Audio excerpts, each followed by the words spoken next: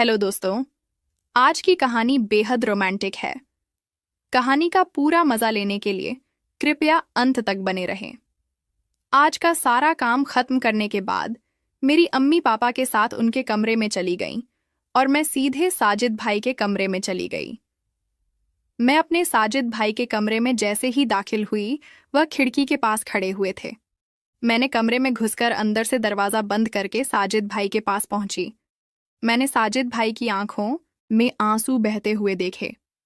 तब भाईजान ने मेरी आंखों में देखा और कहा, सॉरी।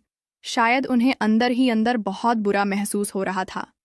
वह इस तरह की भावनाओं से न गुजरे, इसलिए मैंने आगे बढ़कर साजिद भाई को गले लगा लिया और धीरे से उनके कान में कहा, भाईजान, इस उम्र में इस तरह की गलतियां अक्सर हो जाया करती हैं। कोई बात नहीं, वैसे भी हम कौन से सगे भाई बहन हैं। मेरी यह बात सुनकर साजिद भाई ने मेरी तरफ हैरानी से देखा और कहने लगे, लेकिन है तो भाई बहन ही ना। हमें यह नहीं भूलना चाहिए। हमें अपनी मर्यादाओं में रहना चाहिए। फिर मैंने उन्हें चिढ़ाते हुए कहा, अच्छा जी, अब बड़ी मर्यादाएं याद आ रही हैं। तब याद नहीं आई थीं जब मुझे नहाते हुए देख रहे थे।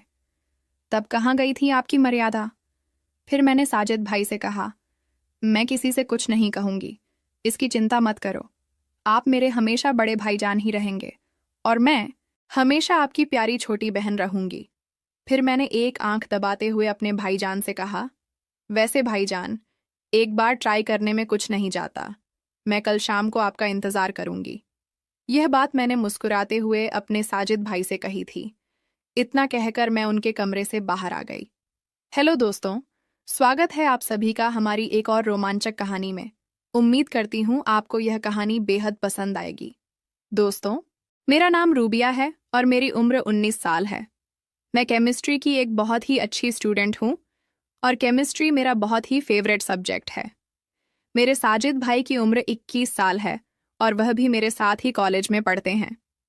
मैं फर्स्ट ईयर में पढ़ रही हूँ। हम दो भाई बहन एक ही यूनिवर्सिटी में पढ़ते हैं। हमारी क्लास सुबह 9 बजे होती है। हम दोनों भाई बहन एक साथ यूनिवर्सिटी जाते हैं।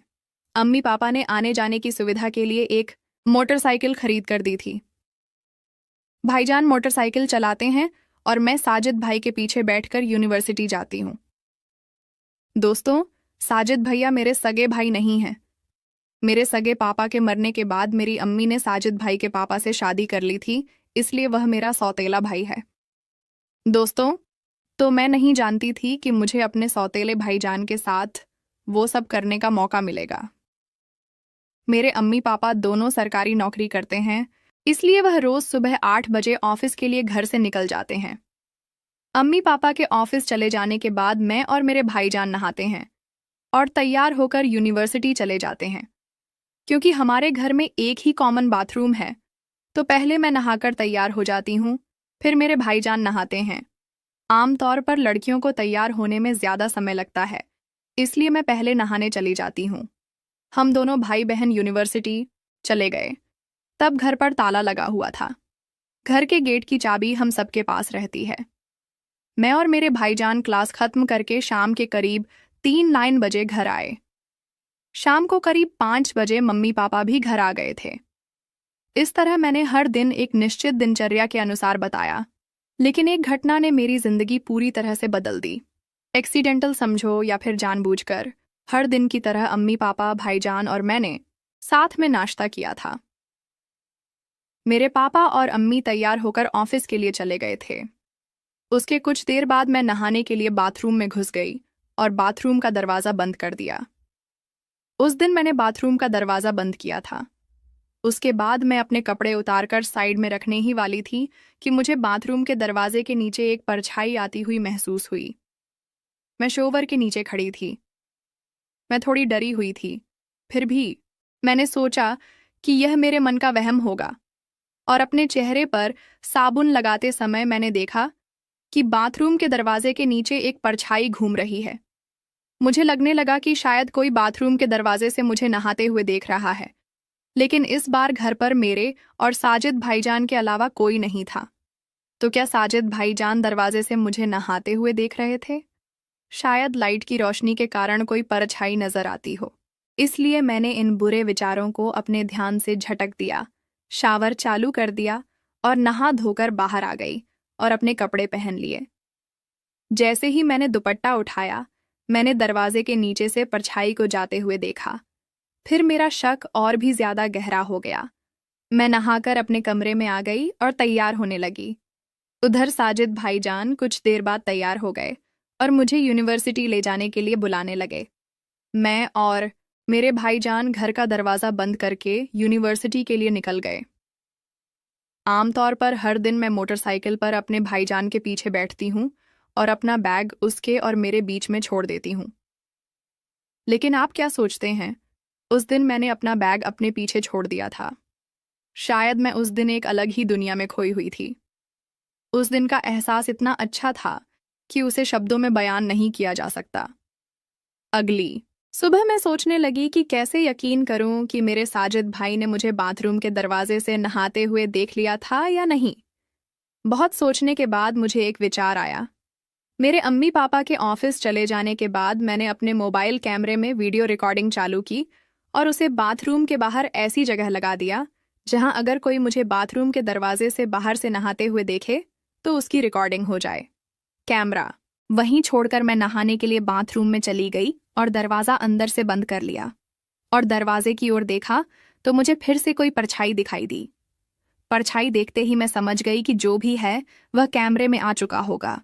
ये सोचते सोचते मैं नहा रही थी और नहाने के बाद जब मैं वॉशरूम से बाहर निकली और अपना मोबाइल फ़ोन लेकर अपने कमरे में चली गई, मैंने वीडियो शुरू की और देखा कि जैसे ही मैं बाथरूम में घुसी थी और दरवाज़ा बंद किया था, उसके थोड़ी देर बाद मैंने देखा तो मुझे विश्वास नहीं हो रहा था। मैं सोच रही थी कि भला ऐसे कैसे हो सकता है। उसके बाद मैं और मेरे साजिद भाई यूनिवर्सिटी के लिए निकल गए। मैंने अपने साजिद भाई को मोटरसाइकिल के पीछे से गले लगा लिया और सोचने लगी कि भाईजान को वीडियो कैसे दिखाऊं। तब साजिद भाई ने कहा, बाइक पर डरती हो क्या?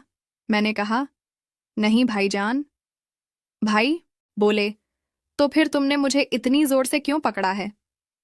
तब मैंने साजिद भाई से कहा, पता नहीं क्यों भाईजान, आज मुझे बहुत डर लग रहा है। मैं दोपहर को घर लौटी। मेरा दिमाग पूरा दिन इधर उधर भटकता रहा।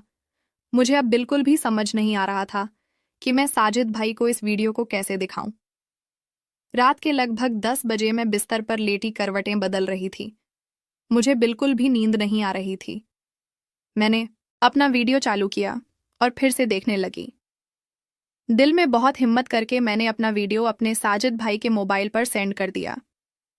लगभग 15 मिनट बीत गए थे लेकिन वीडियो नहीं देखा था। मैं सोचने लगी कि साजिद भाई वीडियो क्यों नहीं देख रहे हैं। मैं बार बार देखने लगी। लगभग 1 घंटा बीत चुका था लेकिन साजिद भाई ने वीडियो अभी तक नहीं देखा था। क्या साजिद भाई सो गए हैं या नहीं? यह सारी बातें मेरे दिमाग में आ रही थीं। एक रात बीत गई लेकिन मुझे कोई जवाब नहीं मिला। मैं निराश होकर सो गई। अगले दिन संडे था। संडे होने के कारण अम्मी, पापा, भाई और मैं हम सब घर पर ही थे।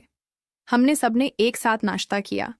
नाश्ते के दौरान मैंने अपने साजिद भाई में कोई बदलाव नहीं देखा। इसका मतलब था कि साजिद भाई ने अभी तक वीडियो नहीं देखी थी। सुबह 10 बजे मैं अपने कमरे में बैठी थी। अचानक मेरे मोबाइल पर एक मैसेज आया। मैंने मोबाइल फ़ोन उठाया और देखा कि साजिद भाई ने एक मैसेज भेजा था। भाईजान का मैसेज देखकर मेरी धड़कन बढ़ने लगी थी। साजिद भाई ने मेरा वीडियो देख लिया था। मैंने साजिद भाई के संदेश पर उत्तर दिया और वीडियो भेजते ही देखा गया। मैं समझ गई कि साजिद भाई ने वीडियो देखा है। मैंने कुछ देर इंतज़ार किया लेकिन कोई जवाब नहीं मिला। मैं अपने भाईजान के जवाब का इंतज़ार कर रही थी लेकिन दोपहर तक मुझे कोई जवाब नहीं मिल पाया। दोपहर को हम सब एक साथ खाना खाने बैठे। तब साजिद भाई चुपचाप सिर झुकाए खाना खा रहे थे। साजिद भाई अपना खाना खत्म करके उठे और अपने कमरे में चले गए। मैंने अम्मी पापा के सामने साजिद भाई से कहा, भाईजान, मैं थोड़ी देर बाद तुम्हारे कमरे में आऊंगी। मुझे आपसे कुछ पढ़ाई के मामले में डिस्कस करना है। साजिद भाई बिना कुछ बोले अपने कमरे में चले गए।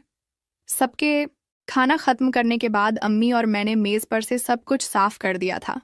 सारा काम खत्म करने के बाद मेरी अम्मी पापा के साथ उनके कमरे में चली गईं और मैं सीधा साजिद भाई के कमरे में चली गई।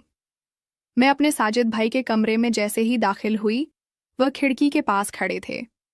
मैंने कमरे में घुसी और दरवाज़ा अंदर से बंद करके साजिद भाई के पास पहुंच गई।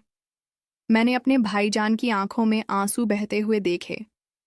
तब भाईजान ने मेरी आंखों में देखा और कहा, सॉरी। शायद उन्हें अंदर ही अंदर बहुत बुरा महसूस हो रहा था। वह इस तरह की भावनाओं से न गुजरे, इसीलिए मैंने आगे बढ़कर उन्हें गले लगा लिया और धीरे से उनके कान में कहा, भाईजान, इस उम्र में इस तरह की गलतियां अक्सर हो जाया करती हैं, कोई बात नहीं। वैसे भी हम कौन से सगे भाई बहन हैं। मेरी बात सुनकर साजिद भाई ने बड़ी हैरानी से मेरी तरफ देखा और कहने लगे, लेकिन है तो भाई बहन ही ना, हमें यह नहीं भूलना चाहिए। दोनों को अपनी मर्यादाओं में रहना चाहिए। फिर मैंने उन्हें चिढ़ाते हुए कहा, अच्छा जी, अब बड़ी मर्यादाएं याद आ रही हैं। तब याद नहीं आई थीं जब मुझे नहाते हुए देख रहे थे। तब कहाँ गई थी आपकी मर्यादा? फिर मैंने कहा, साजिद भाई, आप इसकी चिंता मत करो, मैं किसी से कुछ नहीं कहूंगी। आप हमेशा मेरे बड़े भाई जान ही रहेंगे और मैं हमेशा आपकी प्यारी छोटी बहन रहूंगी। फिर मैंने एक आंख दबाते हुए अपने साजिद भाई से कहा, भाईजान, वैसे एक बार ट्राई करने में कुछ नहीं जाता। कल शाम को आपका इंतजार करूंगी। यह बात मैंने मुस्कुराते हुए भाईजान से कही थी। इतना कहकर मैं उनके कमरे से बाहर आ गई और वह मुझे बड़ी हैरानी से देखते रह गए। शाम को हम सब मिलकर खाना खा रहे थे। तब अम्मी पापा के सामने साजिद भाई ने कहा, यूनिवर्सिटी में किसी तरह के खेल का कोई आयोजन हो रहा है, इसलिए मैं कल यूनिवर्सिटी नहीं जाऊंगा। तब मेरी अम्मी ने कहा, फिर तो रूबिया को भी नहीं जाने की ज़रूरत। पापा ने कहा, साजिद, क्या तुम्हें किसी तरह के खेल में कोई दिलचस्पी नहीं है?